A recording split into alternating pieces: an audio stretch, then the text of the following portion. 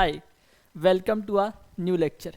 इस लेक्चर में हम बात करने वाले हैं ऑब्जेक्ट ओरिएंटेड प्रोग्रामिंग के बारे में कि ऑब्जेक्ट ओरिएंटेड प्रोग्रामिंग क्या होती है, वाई वी यूज़ इट और इसके बेनिफिट क्या होते हैं।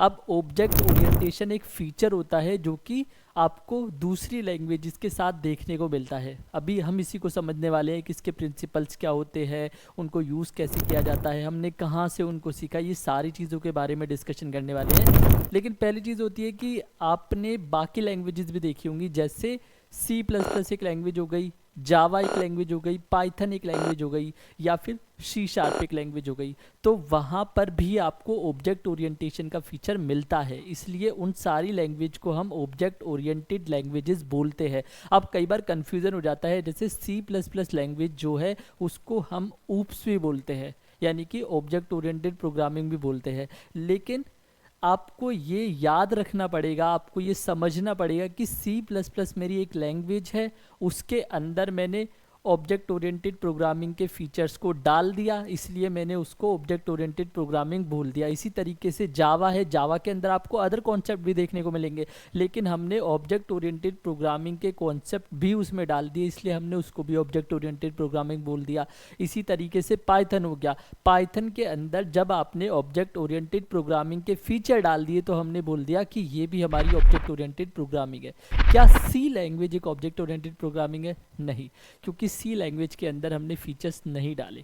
अब जैसे सी लैंग्वेज है ना, सी लैंग्वेज का जो एक्सटेंशन हमको देखने को मिलता है that is C plus plus language, और उस एक्सटेंशन में हमने क्या किया कि ऑब्जेक्ट ओरिएंटेशन वाले जो फीचर थे वो हमने उसके अंदर ऐड कर दिए। तो हमने उसको एक नई लैंग्वेज बोल दिया, उसका हल्का बहुत थोड़ा सा सिंटैक्स चेंज कर दिया, इसलिए हम उसको सी प्लस प्लस बोल देते हैं। लेकिन आपको मानना पड़ेगा कि सी लैंग्वेज जो है that is a subset of C plus plus language, यानी कि जो भी चीज़ें आप सी, मान लीजिए सी प्लस प्लस का आप कोड कर रहे हो, सी का प्रिंटफ वाला फंक्शन अगर आप यूज़ करना चाहते हो तो आप इजीली उसके अंदर यूज़ कर सकते हो। तो सी लैंग्वेज जो है that is a subset of C plus plus language. तो अब इसको थोड़ा सा समझने की कोशिश करते हैं कि भाई ऑब्जेक्ट ओरिएंटेड प्रोग्रामिंग का मतलब क्या है, ठीक है, इसको यूज़ क्यों करते हैं और कैसे यूज़ करते हैं। तो ये सारी चीज़ें हम देखने वाले हैं। अब सबसे पहले इसकी डेफिनेशन पे चलते हैं कि भाई इसका मतलब क्या हुआ, ऑब्जेक्ट ओरिएंटेड प्रोग्रामिंग का मतलब क्या है। इसका मतलब है कि एक स्टाइल और पैराडिम, ठीक है, सिंपल से ये मतलब है, object oriented programming is a way to develop an application. तो हम इसको नॉर्मली बोल देते हैं स्टाइल और पैराडिम, ठीक है। पैराडिम का मतलब ही सेम ही होता है, टू डेवलप अ प्रोग्राम और टू डेवलप आ सॉफ्टवेयर। तो जब भी हम किसी सॉफ्टवेयर को या किसी एप्लीकेशन को डेवलप करते हैं तो उसको लिखने के अलग अलग तरीके होते हैं। हम इस पे भी बात करेंगे कि क्या ऑब्जेक्ट ओरिएंटेड प्रोग्रामिंग का जो तरीका है, ठीक है, बस इतना समझना है कि एक तरीका है। जैसे मान लीजिए आप स्कूल टाइम पे जब हुआ करते थे, या फिर अगर आपने माइक्रोसॉफ्ट वर्ड को यूज़ किया है तो माइक्रोसॉफ्ट वर्ड के अंदर फ़ॉन्ट का स्टाइल चेंज करने के बहुत सारे ऑप्शंस आपको देखने को मिलते हैं, यानी कि एक पर्टिकुलर चीज़ लिखी हुई है, आप उसको अलग अलग तरीके से लिख सकते हो, ठीक है। या फिर आप ऐसे कह सकते हो कि मान लो मैंने अपना नाम लिखा, माय नेम इज़ राहुल, और अब मैं इसको पंजाबी लैंग्वेज में लिख सकता हूँ, अब मैं इसको दूसरी तमिल लैंग्वेज में लिख सकता हूँ। तो ऐसे लिखने के तरीके हमने चेंज कर दिए। तो इसी तरीके से हमारा ऑब्जेक्ट ओरिएंटेड प्रोग्रामिंग है। और इससे पहले भी कुछ प्रोग्रामिंग्स एग्जिस्ट करते थे, प्रोग्रामिंग स्टाइल्स एग्जिस्ट करते थे, उनके बारे में भी हम बात करने वाले हैं। तो उनके भी हम यहाँ पर नाम लिख लेते हैं साथ साथ। इससे पहले जो हमारे पास स्टाइल हुआ करते थे उसमें जो एक स्टाइल हुआ करता था that is structural programming. Second style जो आपको देखने को मिलता था वो होता था प्रोसीजरल और मॉड्यूलर प्रोग्रामिंग। तो ये दोनों चीज़ें सेम ही है, कहीं कहीं पर आपको प्रोसीजरल अलग से देखने को मिल जाएगा, कहीं कहीं पर आपको मॉड्यूलर भी अलग से देखने को मिल जाएगा, लेकिन मैं इनको अलग नहीं मानता, प्रोसीजरल या मॉड्यूलर दोनों एक ही है। तो सबसे पहले मेरा क्या था, स्ट्रक्चरल प्रोग्रामिंग थी, यानी कि स्ट्रक्चर का यूज़, अगर सी लैंग्वेज का थोड़ा बहुत आइडिया है तो आपको पता होगा कि उसके अंदर स्ट्रक्चर्स का यूज़ किया जाता है। तो हम सारा का सारा जो अपना कोड लिखा करते थे या जो हम अपनी एप्लीकेशन को डेवलप किया करते थे वो सारा हम स्ट्रक्चरल प्रोग्रामिंग में किया करते थे। लेकिन थोड़े टाइम बाद वी रियलाइज़ कि यार अपने को ना शिफ्ट करना पड़ेगा, तो हमने उसको शिफ्ट कर दिया प्रोसीजरल या फिर मॉड्यूलर प्रोग्रामिंग पे। अब ये चीज़ क्या होती है, जब हम अपनी एप्लीकेशन के अंदर सारी चीज़ें फंक्शंस बनाकर करते हैं, तो वहाँ पर हम बोलते हैं कि भाई ये हमारा प्रोसीजरल और मॉड्यूलर प्रोग्रामिंग हो गई, यानी कि एक तरीका हो गया, एक स्टाइल हो गया जिसमें हम पर्टिकुलर कोड को लिख रहे हैं, तो उसको हमने बोल दिया कि हमने मॉड्यूलर प्रोग्रामिंग के अंदर अपना कोड लिखा है। लेकिन थोड़े टाइम बाद जब हम और आगे गए, ठीक है, तो फिर हमको पता चला कि यार एक नया लेटेस्ट तरीका आ गया मार्केट में, और उस लेटेस्ट तरीके का नाम क्या है, ऑब्जेक्ट ओरिएंटेड प्रोग्रामिंग। तो जिस तरीके से एक प्रोग्राम को लिखने का स्ट्रक्चरल तरीका हो सकता है, प्रोसीजरल या मॉड्यूलर तरीका हो सकता है, ऐसे ही प्रोग्राम को लिखने का एक अलग स्टाइल हो सकता है जिसको हम बोलते हैं ऑब्जेक्ट ओरिएंटेशन वाला स्टाइल। बस ये होता है हमारा ऊप्स। ऊप्स के कुछ प्रिंसिपल होते हैं, इसके ऊपर बात करेंगे, लेकिन सबसे पहले मेरे को ये समझ आना चाहिए कि अगर आपसे किसी ने पूछ लिया कि बताओ what is object oriented programming, तो आपको पता होना चाहिए कि ऑब्जेक्ट ओरिएंटेशन जो होता है डेट इज़ अ स्टाइल, यानी कि एक तरीका है लिखने का। कोड को मैंने एक तरीके से लिखा, अलग तरीके से लिखा, मतलब स्ट्रक्चरल में लिखता तो अलग तरीके से लिखता, प्रोसीजरल में लिखता तो अलग तरीके से लिखता, ऑब्जेक्ट ओरिएंटेशन में लिखा है तो अलग तरीके से लिखा है, ठीक है।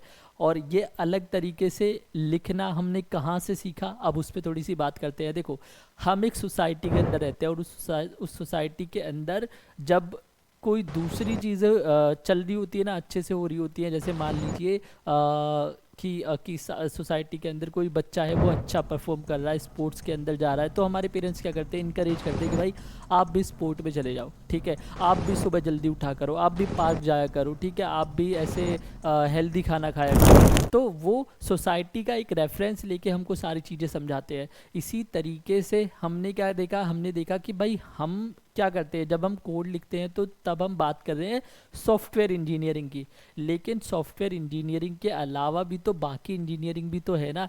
जैसे हमारे पास क्या क्या कौन कौन सी इंजीनियरिंग होगी, जैसे अगर बीटेक का थोड़ा बहुत आइडिया है तो एक हमारे पास सिविल इंजीनियरिंग हो गई, एक हमारे पास मैकेनिकल इंजीनियरिंग हो गई, और इसके बाद हमारे पास इलेक्ट्रॉनिक्स कह सकते हो या इलेक्ट्रिकल इंजीनियरिंग कह सकते हो, मैं यहाँ पे इलेक्ट्रॉनिक्स कह देता हूँ, इलेक्ट्रॉनिक्स इंजीनियरिंग हो गई।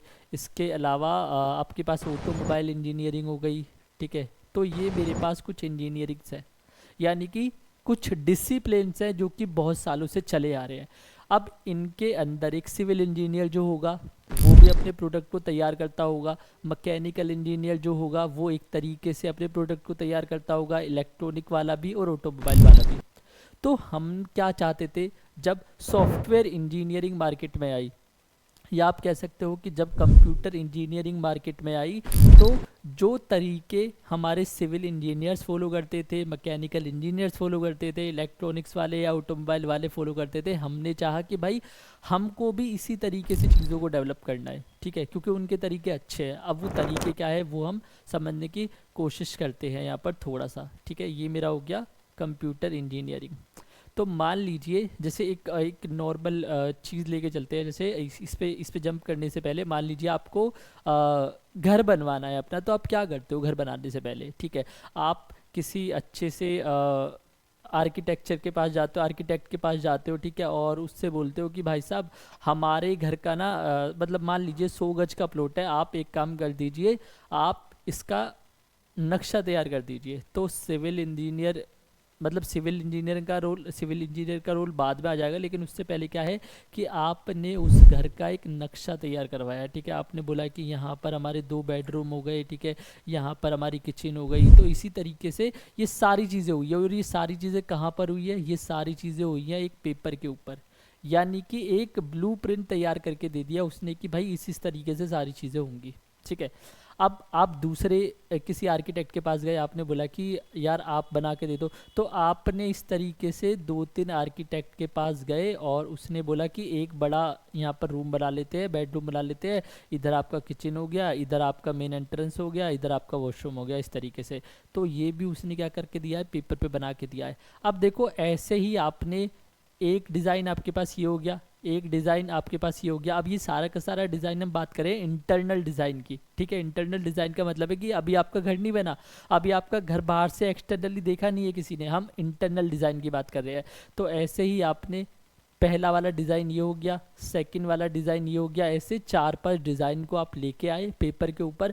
फिर आपने घर पे ऐसे चर्चा करी कि भाई ये वाला अच्छा लग रहा है, तो आपने इस वाले डिज़ाइन को सिलेक्ट कर लिया। तो पहली चीज़ हो गई ये कि डिज़ाइन को सिलेक्ट किया। उसके बाद सेकंड चीज़ क्या है, अब आप अपने घर को बनवाना शुरू करोगे, ठीक है।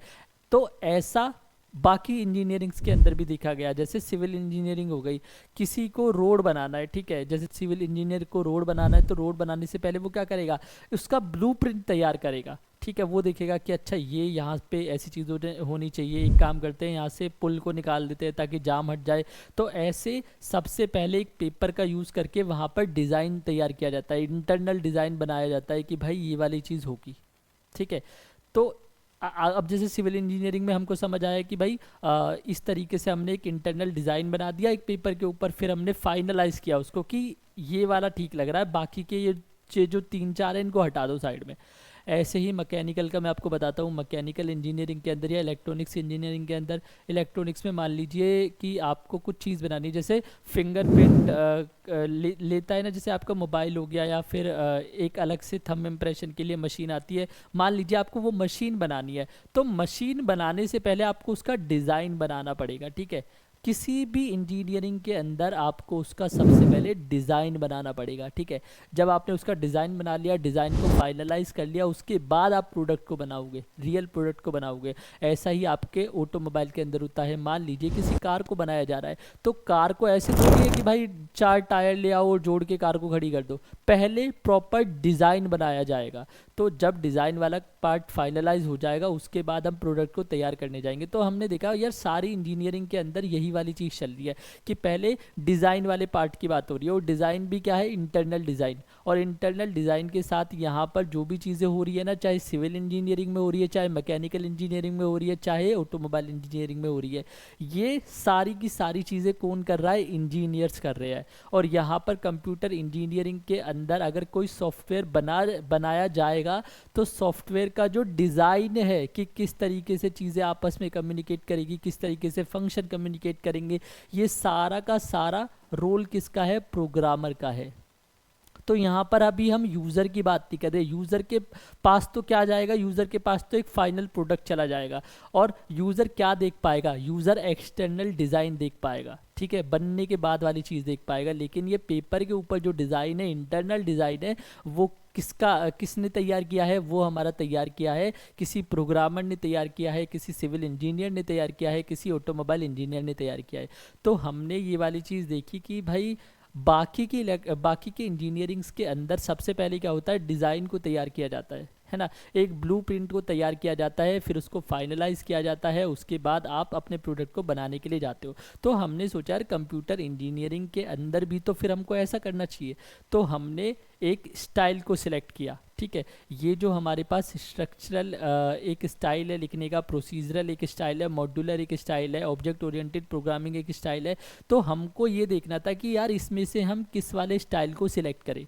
अब इस नतीजे पे कैसे पहुंचोगे, सबसे पहले आपको पता होना चाहिए ना, जैसे घर के केस में क्या था, हमको पता था कि भाई 100 गज का मकान है, 100 गज के मकान के ऊपर हमको कमरे वगैरह बनाने, और हमने अपनी रिक्वायरमेंट देखी कि यार अपने घर में ना 4 फैमिली मेम्बर्स है, तो उसके अकॉर्डिंग हमको बनाना है। ऐसे ही जब आपके पास कोई बंदा आया, उसने बोला कि यार मेरे को ऐसे सॉफ्टवेयर बनवाना है, तो आप सबसे पहले ऑब्जर्व करोगे, ठीक है। आप देखोगे कि यार इसका सॉफ्टवेयर का जो साइज़ है वो छोटा है, बड़ा है, क्या करूँ इसके अंदर, क्या मैं स्ट्रक्चरल प्रोग्रामिंग को यूज़ करूँ इसके अंदर, क्या मैं प्रोसीजरल को यूज़ करूँ, क्या मैं इसके अंदर ऑब्जेक्ट ओरिएंटेड प्रोग्रामिंग को यूज़ करूँ।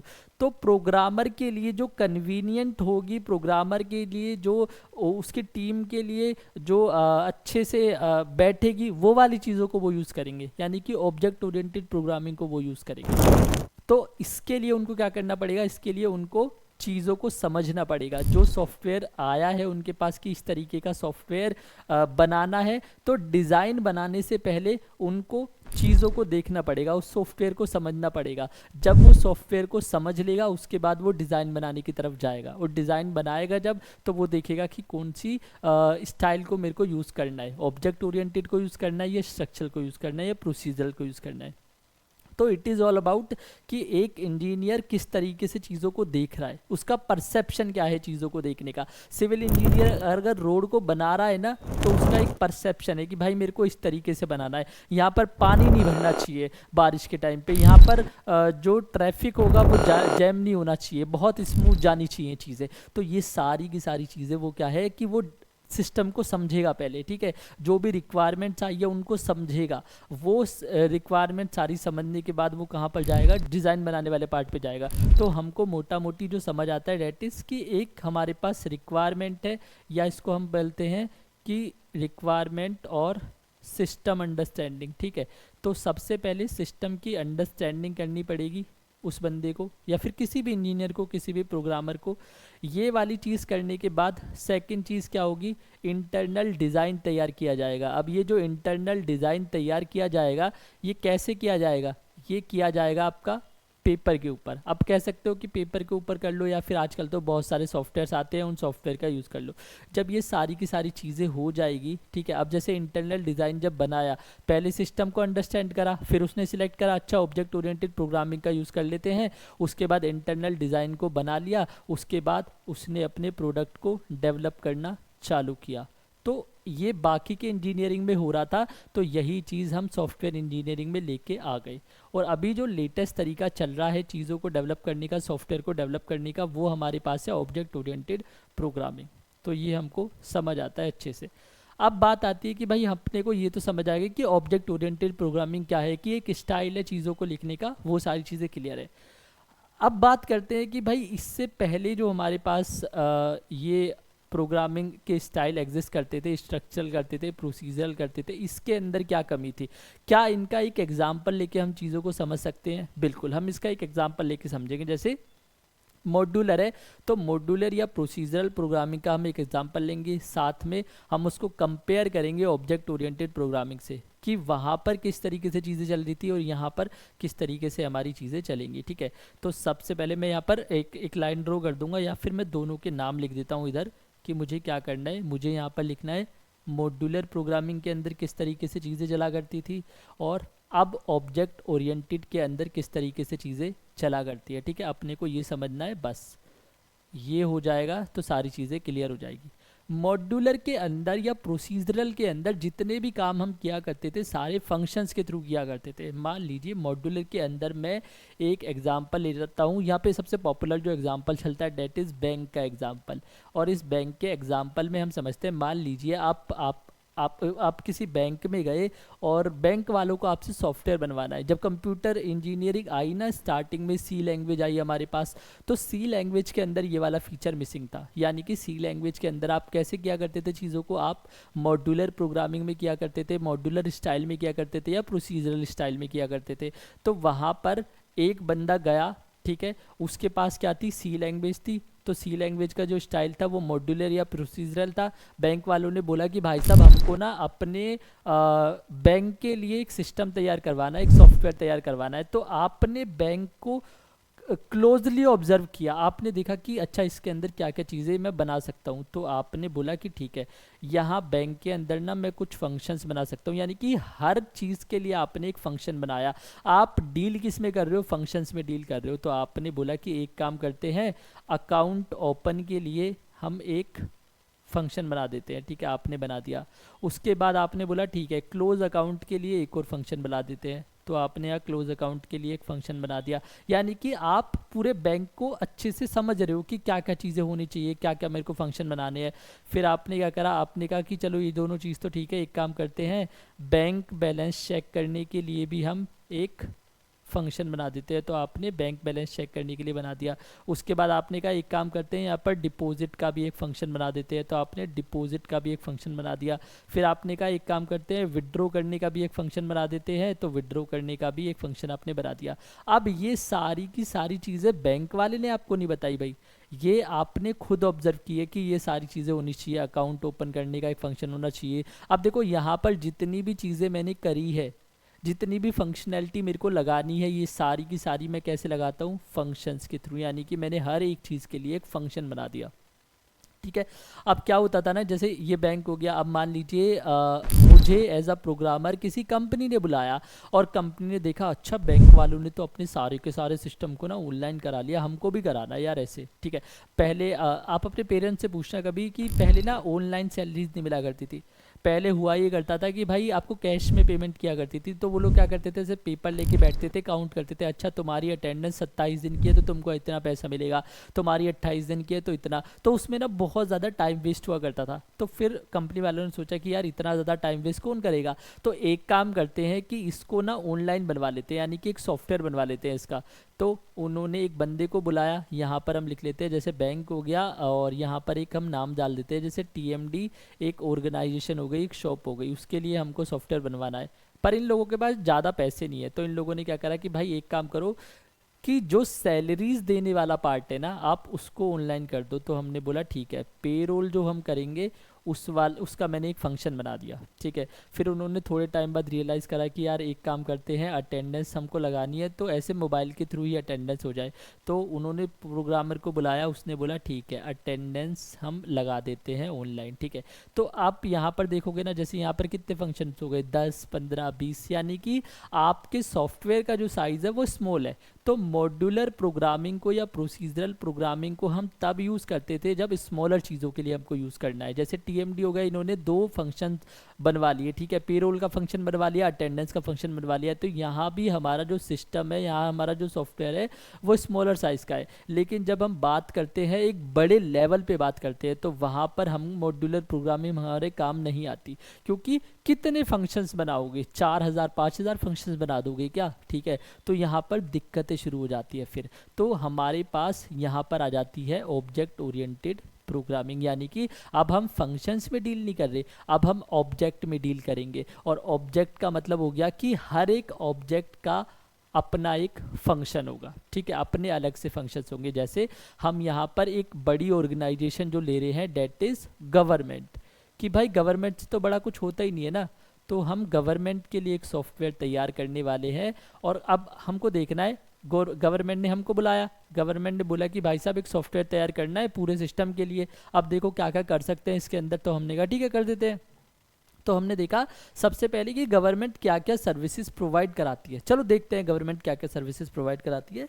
तो हम यहाँ पर ऑनलाइन चलते हैं और यहाँ पर हम डालते हैं गवर्नमेंट वेबसाइट, ठीक है, इस पे जाके हम देखते हैं कि क्या क्या सर्विसेज प्रोवाइड कराती है। तो ये सर्विसेज का यहाँ पर ऑप्शन दिया गया है, इसको ओके करते हैं। तो education and learning, health and wellness, तो यानी कि हर एक चीज़ के लिए हम एक ऑब्जेक्ट बना लेंगे, ठीक है। ऑब्जेक्ट के ऊपर हम बात करेंगे बाद में कि क्या चीज़ होती है। तो हम यहाँ पर गए, ठीक है, वापस चलते हैं यहाँ पर। तो हमने बोला सबसे पहले क्या लिखा हुआ है, यहाँ पर लिखा हुआ है एजुकेशन एंड लर्निंग। तो हमने एजुकेशन के लिए एक ऑब्जेक्ट बना लिया, ठीक है, ये हमारा एजुकेशन के लिए एक ऑब्जेक्ट हो गया। उसके बाद हमने बोला कि अच्छा दूसरी सर्विस क्या देती है, अब इनको सर्विस बोल सकते हो, डिपार्टमेंट्स बोल सकते हो। हेल्थ एंड वेलनेस, तो हेल्थ के लिए हमने एक और ऑब्जेक्ट बना लिया, ठीक है। उसके बाद हम चलते हैं वापस देखने के लिए और क्या चीज़ें, इलेक्ट्रिसिटी प्रोवाइड कराती है, वाटर प्रोवाइड कराती है, तो हमने इलेक्ट्रिसिटी के लिए एक ऑब्जेक्ट बना लिया। फिर उसके बाद हमने वाटर के लिए एक ऑब्जेक्ट बना लिया। तो अब ये सारी चीज़ें हम फंक्शंस में डील नहीं कर रहे, ठीक है, हम ऑब्जेक्ट्स में डील कर रहे हैं। उसके बाद हम गए, हमने कहा ये मनी एंड टैक्सेस का काम भी उनका होता है, ठीक है। तो ये हमने एक और ऑब्जेक्ट बना लिया। इसके अलावा हमने बोला कि ट्रांसपोर्ट का काम भी किसका होता है, जैसे रेलवेज़ जो है किसके अंडर आती है, गवर्नमेंट के अंदर आती है, तो ट्रांसपोर्ट का भी हमने एक ऑब्जेक्ट बना लिया। इसके अलावा हमारे पास क्या हो गया, जैसे पेंशन्स हो गई, पेंशन के लिए भी हमने क्या बना लिया, ऑब्जेक्ट बना लिया।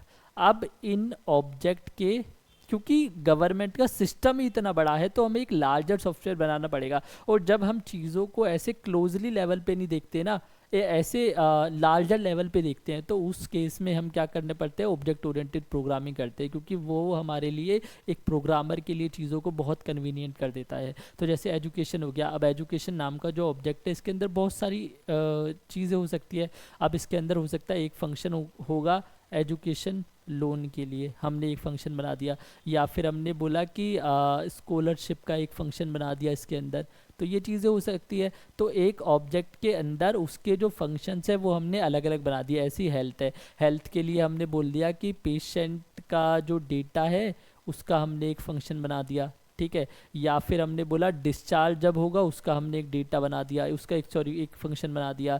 ऐसे ही वाटर है तो वाटर के केस में या इलेक्ट्रिसिटी के केस में क्या कर सकते हो, अकाउंट को ओपन कर सकते हैं, ठीक है। तो हमने यहाँ पर एक फंक्शन बना दिया, अकाउंट को क्लोज कर सकते हैं, तो यहाँ पर क्लोज अकाउंट नाम से एक फंक्शन बना दिया, ठीक है। ट्रांसपोर्ट है तो ट्रांसपोर्ट के लिए हमने अलग से फंक्शन बना दिए। जैसे ट्रांसपोर्ट के क्या हो सकते हैं कि आपको टिकट बुक करनी है तो हमने उसके लिए एक अलग से फंक्शन बना दिया। पेंशन है तो पेंशन हमने बोला डीबीटी नाम का एक फंक्शन बना दिया, यानी कि डायरेक्ट टैक्स बेनिफिट, डीटीबी होता है नहीं डीबीटी होता है, कह रहे देख लेना ये वाली चीज़, डायरेक्ट बेनिफिट ऑफ टैक्सेस इस तरीके से। और इसका हमने एक फंक्शन बना दिया ताकि आपके आपके बैंक में डायरेक्टली पैसा पहुंच जाए, ठीक है। मनी एंड टैक्सेस के लिए हमने बोल दिया कि आप आईटीआर फाइल कर सकते हो, उसके लिए हमने एक फंक्शन बना दिया। तो ये देखो ये सारे मेरे क्या हो गए, ये सारे मेरे हो गए ऑब्जेक्ट्स, ठीक है। और यानी कि ऑब्जेक्ट ओरिएंटेड प्रोग्रामिंग के अंदर हम ऑब्जेक्ट बनाते हैं, ठीक है। ऑब्जेक्ट बनाया हमने, ऑब्जेक्ट बनाने के बाद जितने भी फंक्शंस होंगे, जैसे ये वाला फंक्शन हो गया या ये वाला फंक्शन हो गया या ये वाला फंक्शन हो गया, ये वाला फंक्शन हो गया, ठीक है। इनको फिर हम ऑब्जेक्ट के थ्रू कॉल करते हैं। जैसे मान लीजिए कि आपको जैसे मान लीजिए मैं एक ऑब्जेक्ट हूँ, ठीक है। ऑब्जेक्ट वो सारी चीज़ें होती है जिनको हम अपने आसपास देखते हैं। जैसे अगर इस रूम में मैं बैठ के रिकॉर्डिंग कर रहा हूँ, मेरे हाथ में ये पेन जो है ये भी क्या है, एक ऑब्जेक्ट है, क्योंकि मैं फिजिकली इसको टच कर सकता हूँ। अब इसकी कुछ फंक्शंस होंगे, इसका फंक्शंस क्या है, राइटिंग करना इसका फंक्शंस हो गया, ठीक है।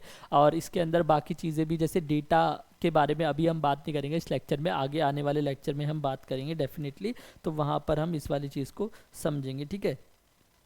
तो अब जब हम बात करते हैं क्लोजली लेवल पे, ठीक है। अब देखो गवर्नमेंट ने जब हमको बुलाया तो हमने उनका सिस्टम देखा, हमने देखा कि यार गवर्नमेंट के यहाँ तो बहुत सारे डिपार्टमेंट हैं। अब ऐसी चीज़ हो सकती थी कि जैसे एजुकेशन वाला डिपार्टमेंट है या एजुकेशन वाली जो सर्विस है, इसके अंदर 50 फंक्शन बनाने हैं। तो मैंने क्या करा, इस तरीके से 50 फंक्शन के नाम लिख दिए। तो आप कह सकते हो कि मैं इस तरीके से लेके आया और यहाँ पर मैंने ऐसे 1000 फंक्शंस के नाम लिख दिए, ठीक है। मैंने ऑब्जेक्ट नहीं बनाया, तो वो मेरे लिए मैनेज करना ना बहुत मुश्किल हो जाएगा। तो इसलिए मैं क्या करूँगा कि हर एक डिपार्टमेंट का, हर एक सर्विस का अलग से एक ऑब्जेक्ट बना दूंगा और उस ऑब्जेक्ट के अंदर वो फंक्शंस होंगे। तो ये होता है लिखने का एक स्टाइल। अभी हम अगले वाले लेक्चर में देखेंगे किस तरीके से क्लास बनाई जाती है, क्लास बना के कैसे चीज़ें लिखी जाती है, किस तरीके से ऑब्जेक्ट को क्रिएट किया जाता है, उसको कॉल किया जाता है। लेकिन यहाँ पर मॉड्यूलर प्रोग्रामिंग के अंदर अगर आप देखोगे, इस वाले स्टाइल में देखोगे, तो हमने क्या करा, हर एक चीज़ के लिए एक फंक्शन बना दिया। लेकिन अगर आप एक लार्जर स्केल पे देखोगे तो यहाँ पर मेरे लिए पॉसिबल नहीं था कि भाई मैं मॉड्यूलर प्रोग्रामिंग को यूज़ करूँ। एज अ प्रोग्रामर अगर मैं मॉड्यूलर प्रोग्रामिंग को यूज़ करता तो मेरे लिए बहुत डिफिकल्ट हो जाता चीज़ों को मैनेज करना, मेरी टीम के लिए बहुत डिफिकल्ट हो जाता। तो यहाँ पर मैंने क्या किया, यहाँ पर मैंने ऑब्जेक्ट ओरिएंटेड प्रोग्रामिंग को अपनाया, ठीक है। तो यही चीज़ें हमको समझनी है कि आपने रिक्वायरमेंट को समझा, आपने सिस्टम को समझा, फिर आपने चूज़ किया। हालांकि आज के टाइम पे तो ऑब्जेक्ट ओरिएंटेड प्रोग्रामिंग वैसे भी यूज़ होती है, इसके कुछ बेनिफिट होते हैं, तो बेनिफिट के ऊपर भी हम थोड़ा सा बात कर लेते हैं। यहाँ पर मेरे को इतना तो समझ आ गया कि ऑब्जेक्ट ओरिएंटेड के अंदर हम ऑब्जेक्ट बना के और फंक्शंस बना के सारी चीज़ों पर काम करते हैं, जबकि मॉड्यूलर के अंदर हम किस तरीके से करा करते थे, ठीक है। थोड़ा सा बेनिफिट देखते हैं कि भाई क्या बेनिफिट है इसके। तो सबसे पहला बेनिफिट जो है वो ये है कि चीज़ों को ना सिस्टमेटिक कर दिया बहुत अच्छे तरीके से, ठीक है। सिस्टमेटिक करने का क्या मतलब है, सिस्टमेटिक करने का मतलब है, मान लीजिए कि अगर आप सारे के सारे फंक्शंस को एक ही सॉफ्टवेयर के अंदर लिख देते, एक ही जगह पर लिख देते, तो हो सकता है कि एक प्रोग्राम में दिक्कत आ रही है, उसकी वजह से सारे प्रोग्राम में दिक्कत आने लगे। लेकिन यहाँ पर क्योंकि आपने ऑब्जेक्ट ही अलग बना दिया, अब जैसे मान लीजिए कि आपके घर में जो इलेक्ट्रिसिटी आ रही है, अगर या फिर वाटर का जो कनेक्शन आ रहा है, अगर पानी एक दिन नहीं आया तो क्या बिजली नहीं आएगी? ऐसा नहीं होता ना, क्योंकि ये दोनों अलग अलग ऑब्जेक्ट है, इनके फंक्शंस अलग अलग है, ठीक है। तो ऐसा नहीं होगा कभी कि भाई पानी नहीं आया तो बिजली भी नहीं आएगी, बिजली नहीं आई तो पानी भी नहीं आएगा, ठीक है। या फिर अगर जैसे ट्रांसपोर्ट आप रेल के लिए जा रहे हो, ठीक है, तो ऐसा नहीं होगा कि भाई तुम्हारे घर पे बिजली नहीं आ रही तो अभी सारी ट्रेनें चलना बंद हो जाएगी, ऐसे नहीं होगा, क्योंकि ये सब अलग अलग है, इनके ऑब्जेक्ट अलग अलग है, इनकी फंक्शनैलिटी अलग अलग है। लेकिन यहाँ पर ये चीज़ एक ही प्रोग्राम के अंदर हमने लिखी है, तो मैं कह सकता हूँ कि सिस्टमेटिक अरेंजमेंट हमने कर दी है, जिसकी वजह से हमको फ़ायदा होता है। दूसरा इसका क्या है, दूसरा सबसे बड़ा बेनिफिट इसका है कि क्लोज टू रियल वर्ल्ड चले जाते हैं हम। क्लोज टू रियल वर्ल्ड का मतलब क्या हो गया कि भाई जब आप ऑब्जेक्ट ओरिएंटेड प्रोग्रामिंग के स्टाइल को अपनाओगे तो वहाँ पर जो भी चीज़ें आप लोगे, जैसे किसी ने मेरे को बोला गवर्नमेंट के ये सारी चीज़ें बनानी, एक सॉफ्टवेयर तैयार करना है, तो यहाँ पर देखो एजुकेशन, क्या मेरे को पता नहीं है एजुकेशन क्या है, रियल वर्ल्ड में मैं देखता हूँ।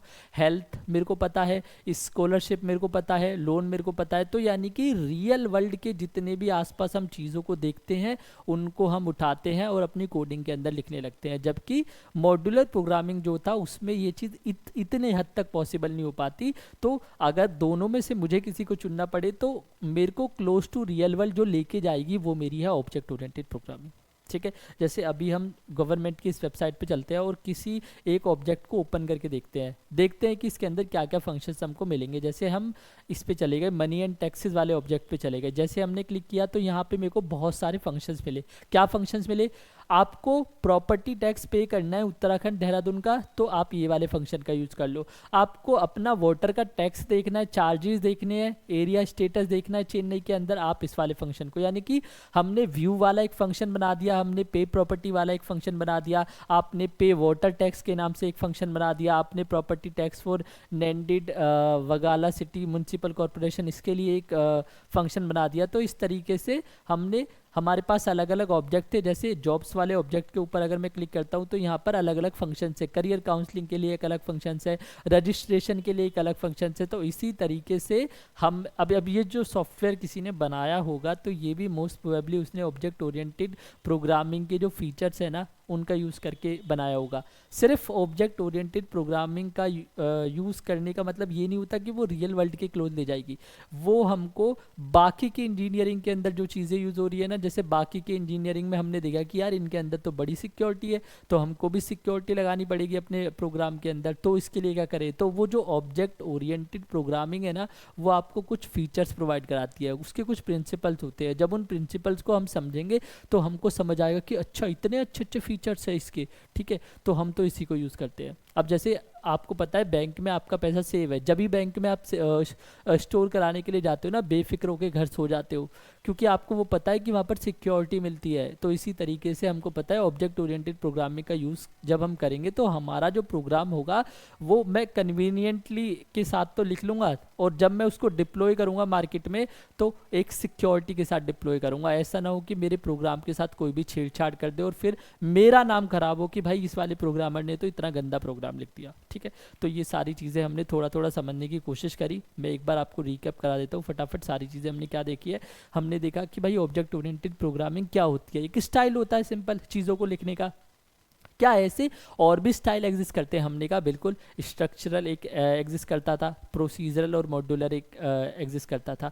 इसमें क्या करते थे, प्रोसीजरल और मॉड्यूलर में या फिर स्ट्रक्चरल में क्या करते थे, स्ट्रक्चरल के अंदर हम स्ट्रक्चर बना के चीज़ों को यूज़ करते थे। प्रोसीजरल के अंदर हमने एक फंक्शन बना दिया, हर एक चीज़ के लिए एक फंक्शन बना रहे हैं। ऑब्जेक्ट ओरिएंटेड के अंदर हर एक चीज़ के लिए एक ऑब्जेक्ट बना रहे हैं और उस ऑब्जेक्ट से रिलेटेड जो फंक्शन है फिर हम लिख रहे हैं। फिर हमने देखा अच्छा बाकी की जो इंजीनियरिंग से हमारे आसपास की सोसाइटी में वो किस तरीके से चीज़ों का यूज़ कर रहे हैं, वैसा ही हमको बनाना है। तो हमने उनको देखा, हमने देखा कि भाई सबसे पहले वो एक सिस्टम को अंडरस्टैंड करते हैं कि अच्छा ये सिस्टम को अंडरस्टैंड कर दिया, फिर वो एक इंटरनल डिज़ाइन तैयार करते हैं। जब वो इंटरनल डिज़ाइन तैयार करेंगे तो हमारे केस में क्या होगा, कंप्यूटर इंजीनियरिंग केस में हम देखेंगे कि भाई किस में ये डिज़ाइन तैयार करें, ऑब्जेक्ट ओरिएंटेड में करें कि स्ट्रक्चरल में करें। जब ये सिलेक्ट हो जाएगा फिर हम अपने प्रोडक्ट को तैयार करेंगे, यानी कि हम अपने सॉफ्टवेयर को लिखना चालू कर देंगे। फिर हमने देखा कि भाई मॉड्यूलर और ऑब्जेक्ट ओरिएंटेड के बीच में डिफरेंस क्या है। यहाँ पर हमने देखा कि स्मॉलर जब चीज़ें हुआ करती थी कि कुछ 2-4 फंक्शंस बनवाने हैं किसी ऑर्गेनाइजेशन को, तो उस केस में तुम यूज़ कर लो भाई मॉड्यूलर को। ठीक है, लेकिन जब चीज़ें एक लार्जर स्केल पर देखनी है तो वहाँ पर आपको ऑब्जेक्ट ओरिएंटेड प्रोग्रामिंग ही यूज़ करनी पड़ेगी। उसके जो फीचर्स है, सिक्योरिटी वाले फीचर्स है, उनका ही यूज़ करना पड़ेगा। ठीक है, और हमने इसके बेनिफिट भी देखे कि सिस्टमेटिकली अरेंज हो जाती है सारी चीज़ें। एक चीज़ कोई ख़राब भी हो गई, एक मॉड्यूल कोई ख़राब भी हो गया तो दूसरे मॉड्यूल पे उसका फ़र्क नहीं पड़ेगा। ठीक है, क्लोज टू रियल वर्ल्ड हमको लेके जाती है। तो ये सारी चीज़ें हमको अच्छे से समझ आई। आई होप आपको ये लेक्चर अच्छा लगा होगा। अगर आपको अच्छा लगता है तो प्लीज़ हमारी वीडियोज़ को लाइक कीजिए, अपने दोस्तों के साथ शेयर कीजिए, कॉमेंट करके हमको बताइए। मैं आपसे मिलूँगा अगले लेक्चर में एक नए टॉपिक के साथ। तब तक के लिए गुड बाय।